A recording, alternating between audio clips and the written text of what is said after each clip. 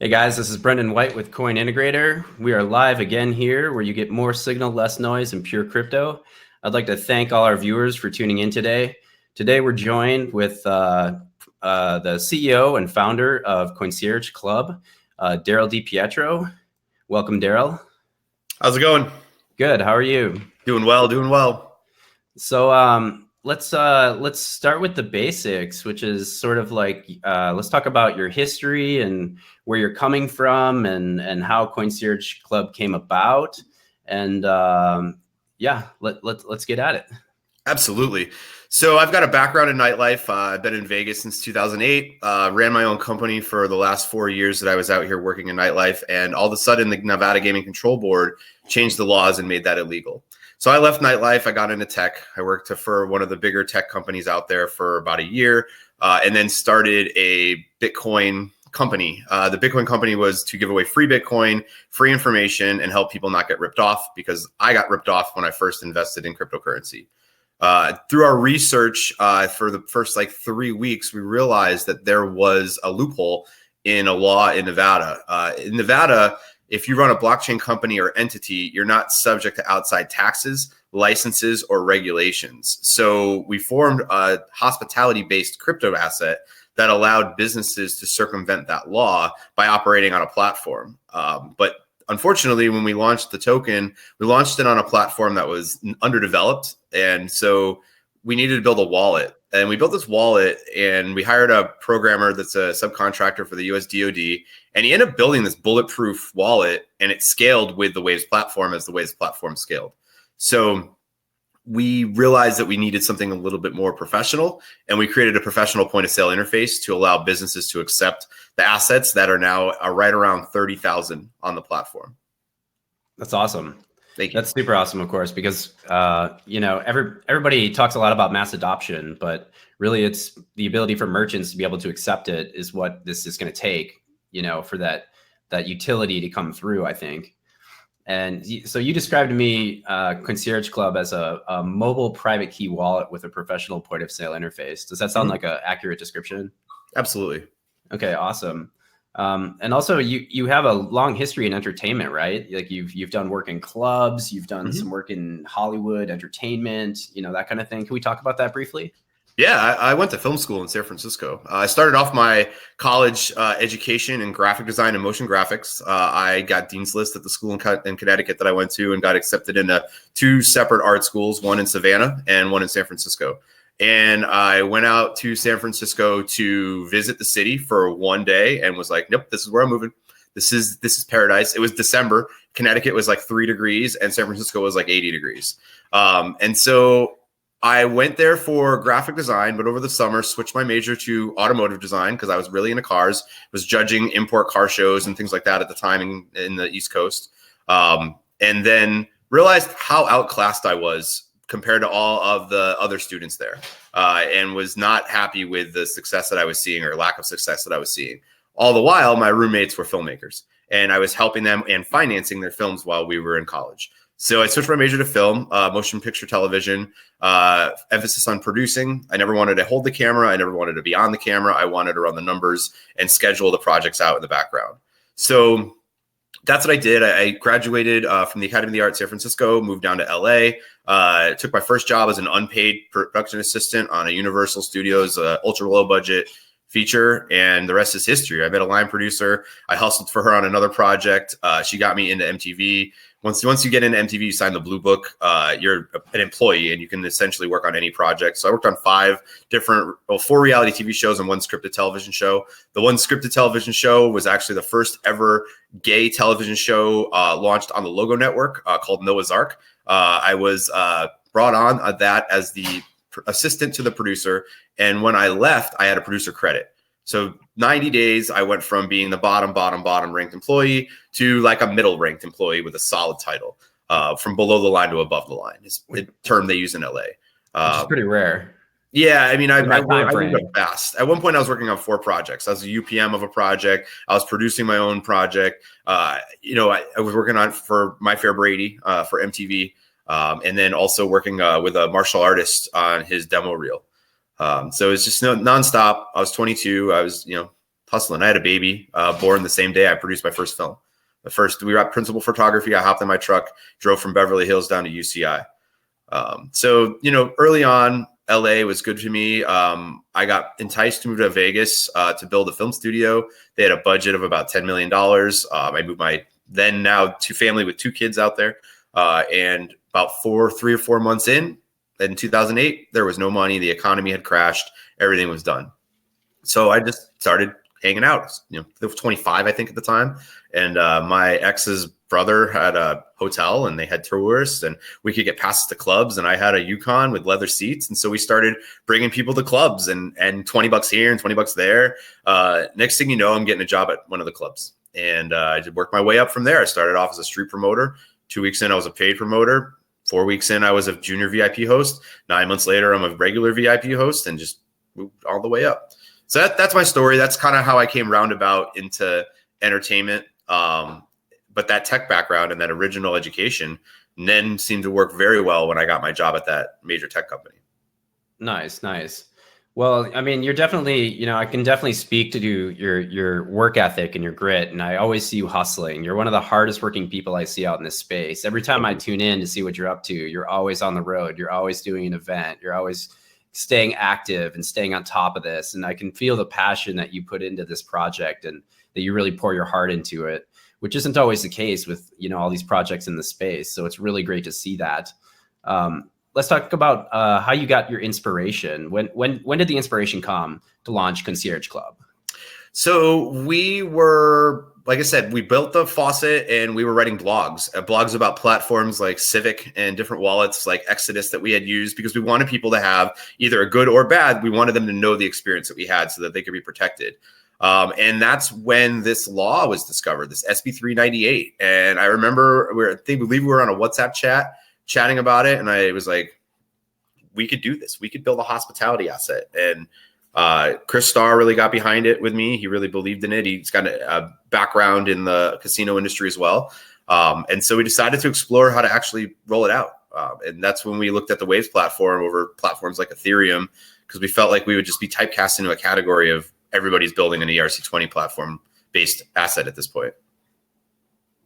Yeah, which is smart because Waves has a lot of competitive advantages, right? Technically, in terms of its technical details and its ability to work as a day-to-day transacting coin. Yep. It's one of the only, if not the only platforms out there using the Bitcoin NG algorithm. And I think that that's important because people say Bitcoin takes forever to move. Bitcoin on Waves does not. Bitcoin on Waves takes seconds to move. And I can move Bitcoin on Waves with one Coincierge Club coin. As a matter of fact, we discovered a new use case when an exchange / faucet started using our token to move massive amounts of other people's tokens and did about 1,050 transactions in the month of September using Coincierge Club coin. That's awesome. That's great to hear.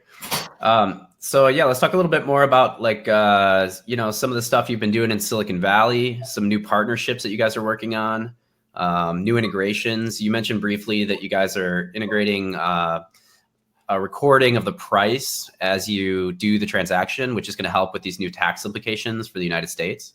Yeah, absolutely. So it's something that we're going to have to explore how to build. I don't believe it's going to be too hard, but we want to adhere to any regulations that come out in the space. And it seems as if 2019, they want to start recording the price of the currency at the time of the transaction for profit and loss purposes and taxes and tax reporting.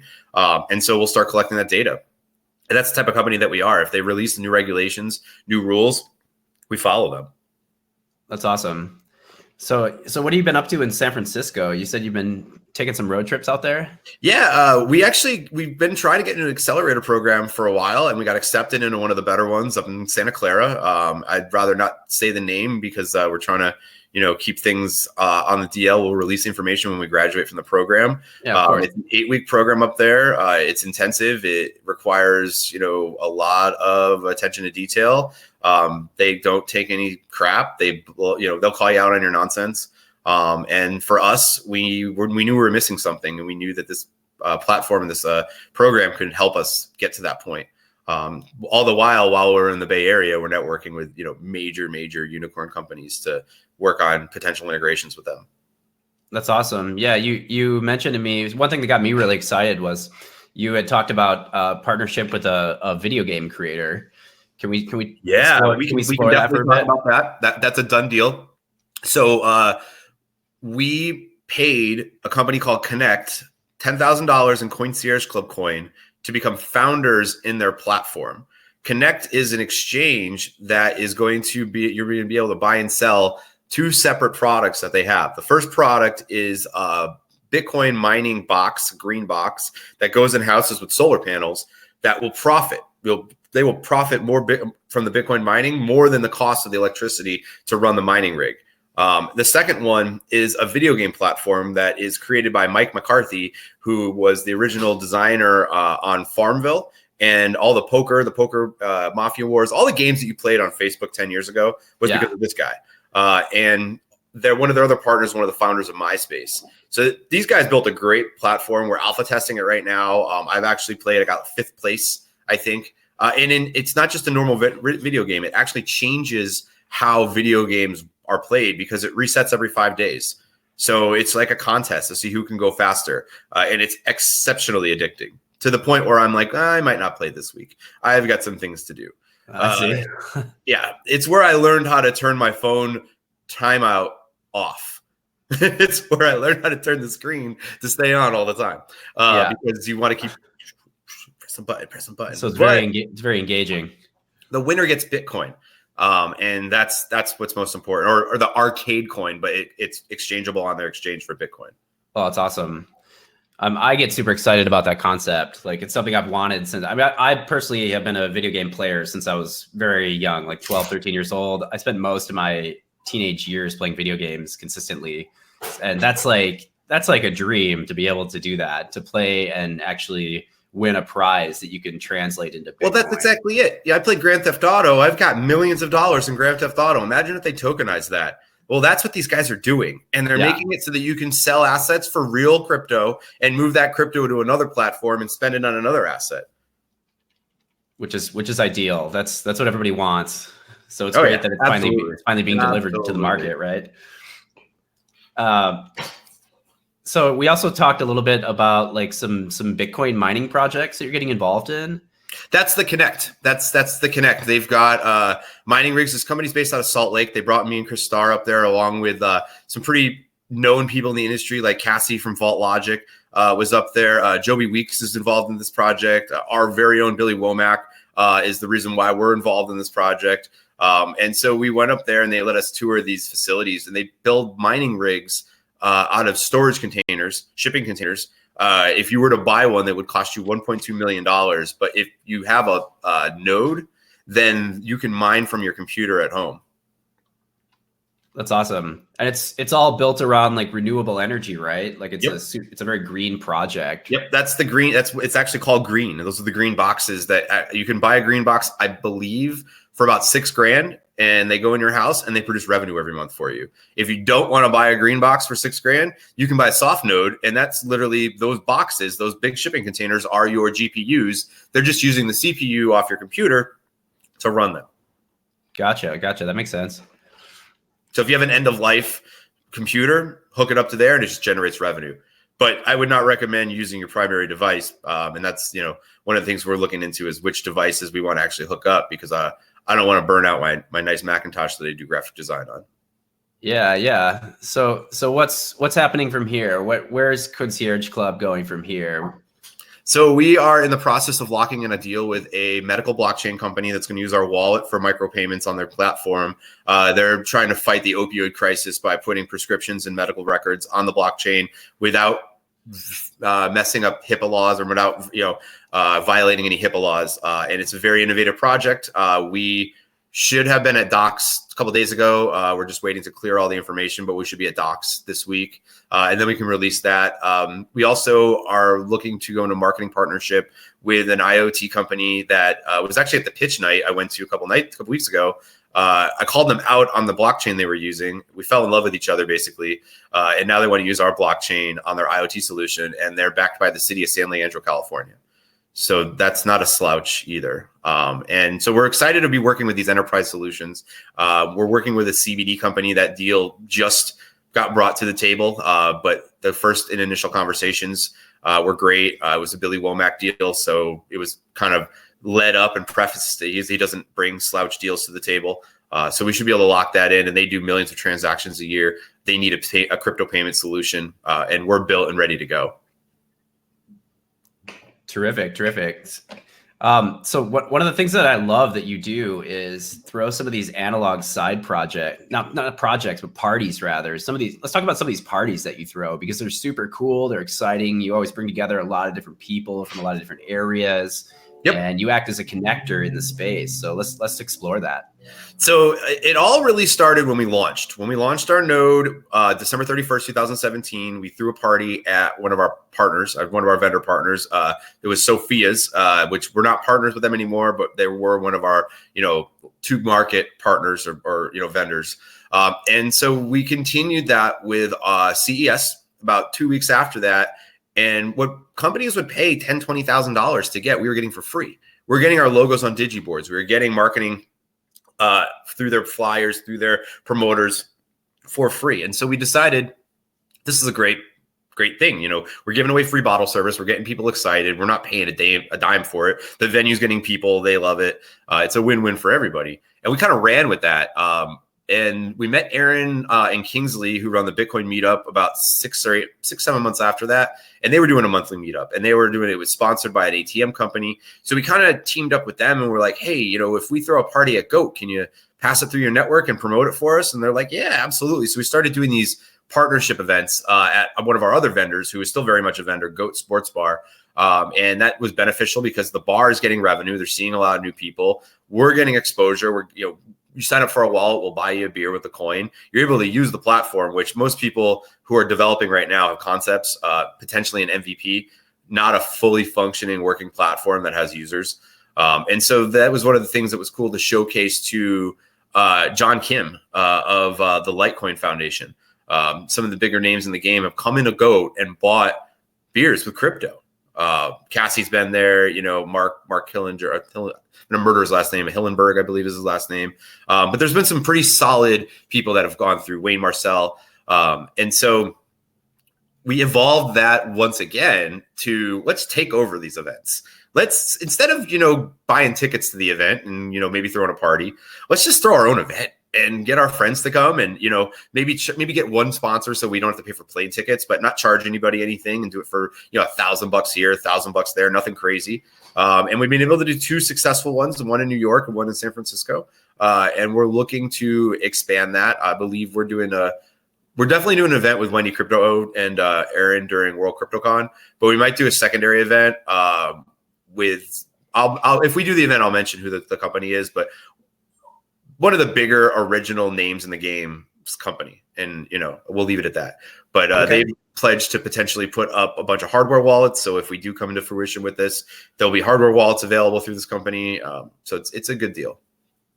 Very cool. And it sounds like tons of fun. Like, above all else, it sounds like you guys are having fun out there, and you're finding a great balance between your intense work that you do and also having some downtime where you can kind of relax and connect and hang out and talk about crypto and, do some fun stuff. Because without the fun, it just isn't as exciting for me anyway. Yeah, it's a labor of love. It's one of those things where we've taken this thing so far that I couldn't imagine not doing it anymore. And now I just love when someone's like, oh, what do you do? And I'm like, oh, I'm in crypto. Oh yeah, what specifically? Oh, mobile private key wallet, 29,000 decentralized assets, professional point of sale. And they're like, whoa. And I'm like, yeah, that's us. That's what we built. I never really thought that when we started off, I did not think that we would be building these systems or working with these companies, but developing the wallet, developing the point of sale opened up a lot of doors, especially when we went to CES for the first year, and companies like Overstock, Kellogg's, the Mexican government were coming up to us and, hey, can we do this? Can you do this? Can you integrate that? So it's exciting, it's rewarding, and yeah, it's a nice balance of work and play, although it's more work than play. As it probably should be. Yeah. I mean, it definitely speaks to me, like the point of sale, especially. Like, one of the goals of Coin Integrator is to accelerate blockchain technology adoption. And I feel like point of sale is like the focal point of that effort. Yep. And by getting more merchants to accept the crypto as maybe not even a secondary form, but like their primary source of accepting revenue. I think that's really the direction that we got to drive this market in order to see people get more active and participate. Yeah, that was really what it kind of started off as, is that was a barrier to entry. People were like, "Oh, crypto, how do you use that?" What do you mean, how do you use that? It was magic point internet of money. sale. And they're like, "No, there's not a point of sale." I'm like, okay, well, wait a minute. Like, this isn't that hard to build, especially because we've been using them in nightlife I've been using them in nightlife for 10 years. My friend sells them. You know what I mean? Like in the beginning, we were consulting with one of my buddies. His job is to set these companies up with these big point of sales, InfoGenesis and Aloha and things like that. And so, he saw the benefit in crypto. His roommate bought some of the coins in the beginning to help, stimulate our development. And yeah, it was a necessary need for the industry to evolve that we're really glad to be involved in right now. I mean, especially small merchants, right? Like if I run like a stand and I live in Southeast Asia, for example, and I have to pay 1% to 4% to Visa, MasterCard, whatever, in order to be accepting sales, that's a huge margin when you get down to it. If I'm doing a couple 100,000 each year, we're talking like quite a bit of money, And by offering crypto as a point of sale, you could potentially save these people a lot of money. And for someone that's running a small business, that's significant. Does Concierge Club, is there any fee associated with being a merchant and accepting Concierge Club coins? Nope. We wanted to make the barriers to entry eliminated, so we went with a no fee concept for the vendors. We are working a SaaS model out there right now for premium service, which we have not rolled out yet. But even at that, you got to the model that we built, the owner would have to sell 2 units to break even. So it's not insane. It's not like we're doing $400 or $500 a month per vendor. No, it's cheap, and it's designed to give a better experience and allow us to better entice venture capital firms, because they want to see, monthly recurring revenue and annual recurring revenue, which are key, KPIs that they're looking for, key performance indicators. It's kind of like saying an ATM machine, but sorry. Gotcha. Yeah, there's a lot of jargon associated with it, right? Like there's a lot you have to learn. And it's cool also to see that you're doing that. You're actively learning as you go, which is a very difficult skill to master and not one that everybody has. Yep. It's one of those things where we knew we didn't know everything and we just needed to be a sponge. And even when we thought we had gotten to the top of a certain level, we realized there was much more out there. Awesome. Well, Darryll, it's such a pleasure getting to talk to you every time we connect. I love hearing about your work. I love hearing about Concierge Club and the direction you're going. You made so much progress since the last time I saw you a year ago. Thanks, and man. I'm loving the direction that this is all headed. And I'm really looking forward to talking to you again soon. Thank you so very much for joining us today and for helping to expand awareness with Coin Integrator and get your message and your company out there. Thank you so much for having us on here. It's definitely an opportunity to be able to be on video with you and join the ranks of some of the people that you have and will be interviewing. So we just appreciate it. We know that we're not able to be who we are without guys like you helping us market and advance our branding. So thank you for the opportunity. The honor is all ours. Thank you so much, Darryll. No problem. Thank you, man. Yeah, have a great day. You too.